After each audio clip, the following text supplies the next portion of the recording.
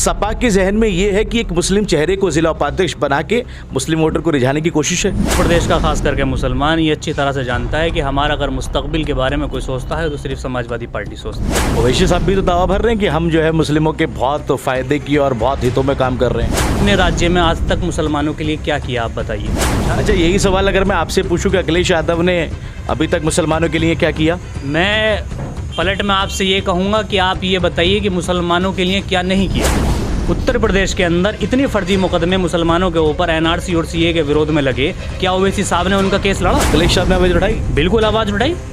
आजम खान साहब के लिए अभी तक आवाज़ नहीं उठाई। अगर आपको ये किसी भी व्यक्ति को ये लगता है कि आजम खान के लिए मुलायम सिंह यादव जी ने या अखिलेश यादव जी ने कुछ नहीं किया, तो आप एक बार इंटरव्यू उनके परिवार का कर लीजिए, आपको खुद ये खुलासा हो जाएगा कि उन्होंने क्या किया। नमस्कार, सत श्री अकाल, आदाब। आप देख रहे हैं बेबाक आवाज़ टीवी और मैं आपसे मुखातिब हूं अफीक कुरैशी हिंदुस्तानी।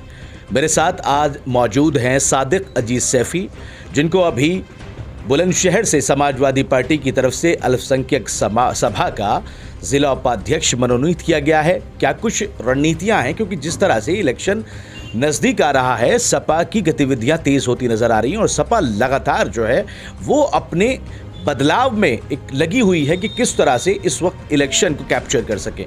सबसे पहले बहुत बहुत स्वागत सादिक सर आपका चैनल पर आने के लिए। बहुत बहुत शुक्रिया आफिफ भाई। सादिक साहब, पहला सवाल ये है कि आप मिनॉरिटी विभाग से जिससे जुड़े हैं, आप डिपार्टमेंट से जिससे जुड़े हैं, उसका आपको ज़िला उपाध्यक्ष बनाया गया है।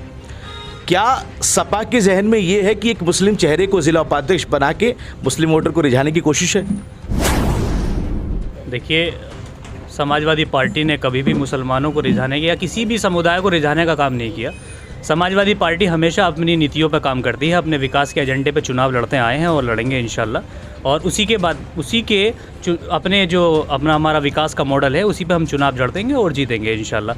जहाँ तक आपने मुझे मनोनीत करके रिझाने की बात की, तो मैं आपको स्पष्ट कर दूँ, ऐसा नहीं है। मैं 2013 से समाजवादी पार्टी के लिए काम कर रहा हूं और मेरी कार्यशैली को देखकर अगर राष्ट्रीय अध्यक्ष और जिला अध्यक्ष ताहिर अली सैफ़ी और राष्ट्रीय अध्यक्ष माननीय श्री अखिलेश यादव जी ने मुझे जिम्मेदारी दी है, तो मैं आपके चैनल के माध्यम से उन्हें फिर एक बार शुक्रिया अदा भी करता हूँ।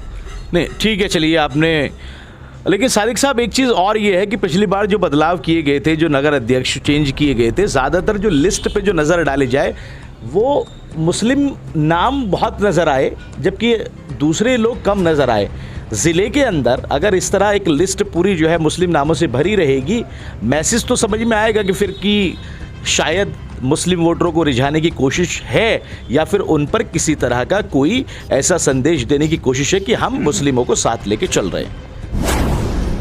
देखिए, मुसलमान, उत्तर प्रदेश का खास करके मुसलमान ये अच्छी तरह से जानता है कि हमारा अगर मुस्तकबिल के बारे में कोई सोचता है तो सिर्फ समाजवादी पार्टी सोचती है और हमेशा सोचती आई है। आप पुराने वक्त में अगर जाएंगे, मान नेताजी के समय में अगर जाएंगे, तो मुसलमानों के लिए उन्होंने बहुत कुछ किया है और हमेशा करते आएंगे। और इस वक्त में जो चुनावी माहौल अब चलेगा, उसमें बरसाती मेंढक जो निकल कर आए हैं, ढोंगी, तो उनसे कहीं ना कहीं हमारे जो मुस्लिम समुदाय खास करके नौजवान तबका है, उन्हें समझाने की ज़रूरत है। मैंने खुद अपनी दिलचस्पी ज़ाहिर अल्पसंख्यक सभा में इसलिए की कि मैं उन नौजवानों से ये बात कहना चाहता हूँ और उन्हें समझाना चाहता हूँ कि हमारा अगर कहीं मुस्तकबिल है तो सिर्फ समाजवादी पार्टी में है। हमारे मुस्तकबिल के बारे में अगर कोई सोचता है तो सिर्फ समाजवादी पार्टी सोचती है। ओवैसी साहब भी तो दावा भर रहे हैं कि हम जो है मुस्लिमों के बहुत फ़ायदे की और बहुत हितों में काम कर रहे हैं।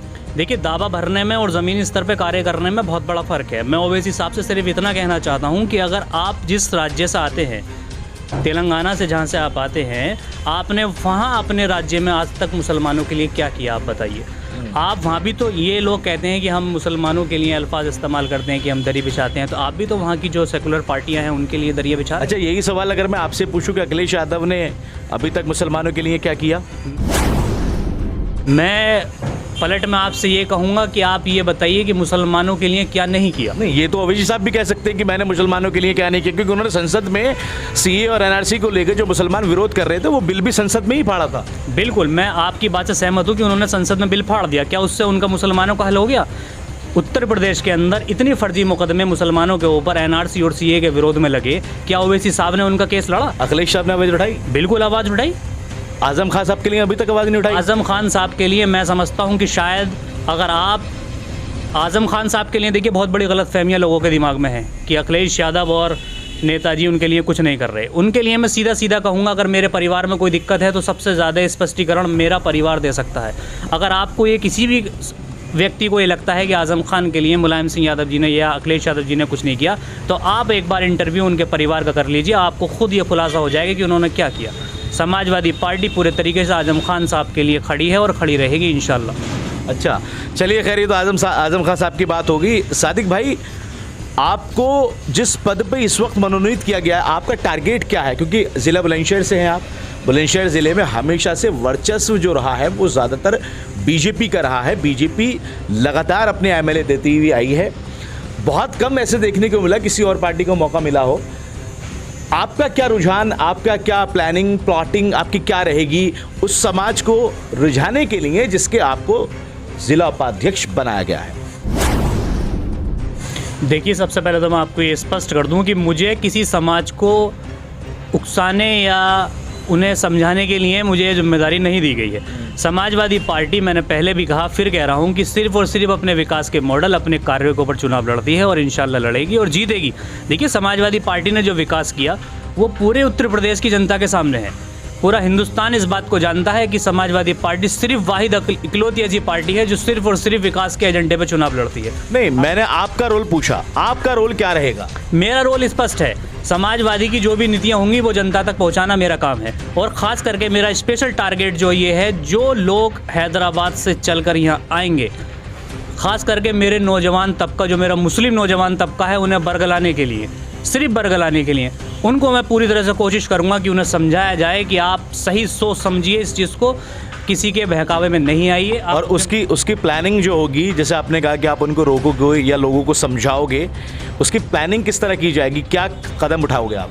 देखिए, किसी भी चीज़ की रणनीति बनाने के लिए हमारी जो कमेटी है जो भी फैसला लेगी उस पर पूरी तरीके से अमल किया जाएगा और इंशाल्लाह रिज़ल्ट आपके सामने होगा, बहुत अच्छा रिज़ल्ट आपके सामने होगा। और एक बात मैं आपको स्पष्ट कर दूं कि समाजवादी पार्टी में जो अल्पसंख्यक सभा है, अभी तक पूरे उत्तर प्रदेश में किसी ने अपनी टीम इतनी ज़बरदस्त मनोनीत नहीं की है कि 51 सदस्यों की टीम समाजवादी पार्टी अल्पसंख्यक सभा के ज़िला अध्यक्ष ताहिर अली सैफ़ी ने बनाकर राष्ट्रीय अध्यक्ष जी के समक्ष पेश की है, जो कि अपने आप में बहुत बड़ी बात होती है। चलिए खैर, अब बात जब हो ही रही है तो थोड़ी सी बात आपकी पार्टी की ज़िला लेवल पे जो नीतियां चल रही हैं, जो बातें चल रही हैं, उसको लेकर भी कर लेते हैं। पिछले दिनों में पता लग रहा है कि बवाल बहुत काटा जा रहा है आपकी पार्टी में। ज़िला अध्यक्ष को बदला गया 1 बार, 2 बार, 3 बार, लगातार बदले जा रहे हैं। क्या अखिलेश यादव या फिर ऊपर आला कमान जो बैठा है, बार बार विश्वास करने की ज़रूरत है या फिर उनको वही रिजल्ट मिल रहा है कि चलो भैया ये नहीं तो कोई और सही, कोई और नहीं तो कोई और सही, मैदान में तो लाना ही पड़ेगा? देखिए, यही तो खूबसूरती है समाजवादी पार्टी की। यही खूबसूरती है समाजवादी पार्टी की कि कोई भी पदाधिकारी जो बन जाता है वो ये नहीं समझता कि ये मेरी परमानेंट जगह है। यही समाजवादी पार्टी की खूबसूरती है। यही राष्ट्रीय अध्यक्ष माननीय श्री अखिलेश यादव जी। आप खूबसूरती कह रहे हैं, दूसरे लोग इसको कह रहे हैं कि लोग सक्सेस नहीं हो पा रहे, सफल नहीं हो पा रहे। जो काम समाजवादी पार्टी जिला लेवल पर जिला अध्यक्षों को या किसी और को देना चाह रही है उस पर खरा नहीं उतर पा रहे, जिसको आप खूबसूरती, बड़े ही खूबसूरत अंदाज से आपने खूबसूरती कह दिया उसको। देखिए, समाजवादी पार्टी हमेशा सबको मौका देती है और समाजवादी के कार्यकर्ता सिर्फ और सिर्फ अपने राष्ट्रीय अध्यक्ष के फैसले पर अपनी निगाह रखते हैं। वो जिसको भी जिला अध्यक्ष बनाकर भेजते थे, हमें वो स्वीकार होता है, सराखों पर होता है और उनका फैसला हमारे लिए मान्य होता है। सिर्फ समाजवादी पार्टी का पूरे ज़िला बुलंदशहर का कार्यकर्ता इस चीज़ पर अमल करता है। पूरा ज़िला बुलंदशहर ही नहीं, मैं पूरे उत्तर प्रदेश के कार्यकर्ता की ये बात गारंटी से आपके चैनल के माध्यम से दावे से ये बात कह सकता हूँ, ऐलानिया ये बात कह सकता हूँ कि राष्ट्रीय अध्यक्ष श्री अखिलेश यादव जी का जो भी फैसला होता है उस पर एक तरफा अमल करने का काम समाजवादी का कार्यकर्ता करता है। जिला अध्यक्ष जो भी बन के आएगा हम उसका सम्मान पूरा करेंगे, क्योंकि वो फैसला राष्ट्रीय अध्यक्ष जी का है। आपकी बातों और नज़रियों को देखकर ऐसा लग रहा है कि कहीं ना कहीं या तो कुछ आप मिस कर रहे हैं या फिर आपको शायद पता नहीं है, क्योंकि ज़िला लेवल पे ही कहीं पर तो 2 फाड़ होते हैं, कहीं पे 2 पार्टी होती है, आपके यहाँ पे 3 है। बिल्कुल नहीं, हमारे यहाँ ज़िला बुलंदशहर पे कोई फाड़ नहीं है। देखिए, एक परिवार में नाराज़गियाँ हो सकती हैं, गलतफहमियाँ हो सकती हैं और वो दूर भी होती हैं, लेकिन जब चुनाव का वक्त आएगा पूरी समाजवादी एक प्लेटफॉर्म पर खड़ी है और इंशाल्लाह सियाना ही नहीं, सियाना की हमारी ज़िला बुलंदशहर की 7 विधानसभाएं इस बार समाजवादी पार्टी के खाते में आएंगी। चलिए, ये तो खैर वक्त बताएगा कि 7 आती हैं, 2 आती हैं, 1 आती हैं, कितनी आती हैं। आपका आरएलडी के साथ में गठबंधन है और इस सीट पर ज़्यादातर ये देखा गया है कि जाट वोटर्स और मुस्लिम वोटर्स को रिझाने की कोशिश की गई है, क्योंकि दोनों की संख्या मिलाकर काफ़ी बड़ी हो जाती है। आपकी तरफ से कैंडिडेट आएगा या फिर आरएलडी की तरफ से आएगा, क्योंकि सुगबुगाहट तेज है कि कभी सपा और कभी आरएलडी। देखिए, इस चीज़ का फैसला राष्ट्रीय अध्यक्ष जी के हाथ में। आप क्या चाहते हैं? मैं सिर्फ ये चाहता हूँ कि जो जनता चाहे, हमारे अखिलेश यादव जी ने बिल्कुल साफ स्पष्टीकरण कर दिया है कि टिकट इस तरह से नहीं मिलेगा, जिसको कार्यकर्ता जनता खुद फैसला लेगी। जो हमारा एक अंदरूनी प्रोग्राम चल रहा है जिससे ये सर्वे किया जा रहा है कि टिकट किसको मिले, सीट किसके खाते में जाए, ये तो राष्ट्रीय अध्यक्ष जी का, दोनों आरएलडी और समाजवादी पार्टी के राष्ट्रीय अध्यक्ष जी का फैसला है कि कौन सी सीट किसके खाते में जाती है। लेकिन मैं इतना समझता हूँ समाजवादी पार्टी पूरे उत्तर प्रदेश से बीजेपी का इस बार सफाया कर देगी। चलिए, आखिरी सवाल, चुनाव को लेकर क्या कुछ रणनीतियाँ चल रही है? चुनाव को लेकर रणनीति ठीक है, जो हमारा कार्यकाल पिछली बार रहा है जनता के सामने है। जनता से जो गलती हुई थी, जनता पूरी तरह से मान चुकी है कि हमसे गलती हुई थी, गलती दोहराई नहीं जाएगी और इस बार सब बीजेपी का सोपड़ा साफ होगा। समाजवादी पार्टी इंशाल्लाह ताला पूर्ण बहुमत से सरकार बना रही है। चलिए, बहुत बहुत मुबारक आपको पद मिलने के लिए, और वक्त बताएगा कि आपकी बातें कितनी सच्ची साबित होती हैं।